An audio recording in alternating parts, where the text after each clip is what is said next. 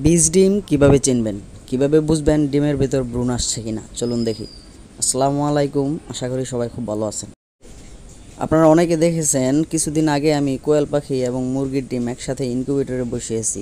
তো আজকে যেহেতু মুরগির ডিমগুলো প্রায় 5 দিন যখন আমি ভিডিওটা করছি, তো আজকে ডিমের চেক করব যে ডিমগুলোর ভিতরে কতটা ডিমের ভ্রূণ আসছে। আমি মোট 18টা মুরগির ডিম দিয়েছিলাম, তো ভ্রূণ কতটা আসছে, কয়টা বীজ ডিম আছে তা চেক করব।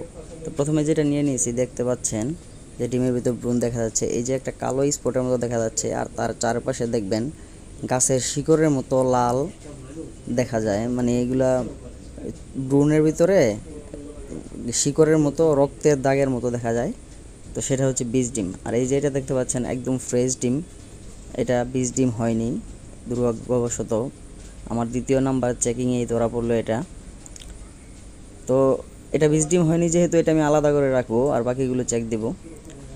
তো এটাও বীজ ডিম, দেখেন শিকড়ের মতো দেখা যাচ্ছে, এগুলা হচ্ছে আসলে রক্তের দাগের মতো লাল দাগ, এগুলোই হচ্ছে বীজ ডিম চেনার লক্ষণ।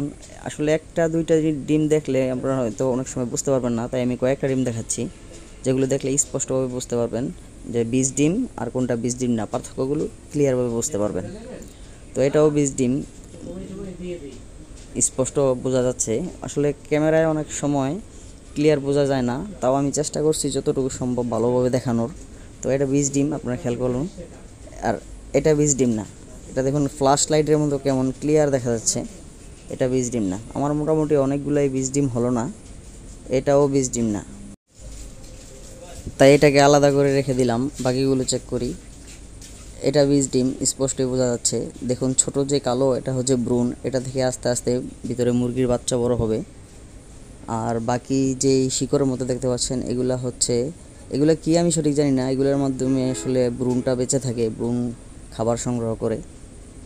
তো ফাইনালি আমার মোট 7টা বীজ ডিম হলো না, 18টা ডিমের মধ্যে 7টাই বীজ ডিম হলো না, এগুলোতে একটাতেও ভ্রূণ আসে নাই। সত্যি বলতে এটা আমার জন্য খুবই আফসোসের বিষয় যে 18টা ডিমের মধ্যে 7টাই বীজ ডিম হলো না। আল্লাহ চাইলে এর থেকে ভালো কিছু হবে। সবাই ভালো থাকবেন, আল্লাহ হাফিজ।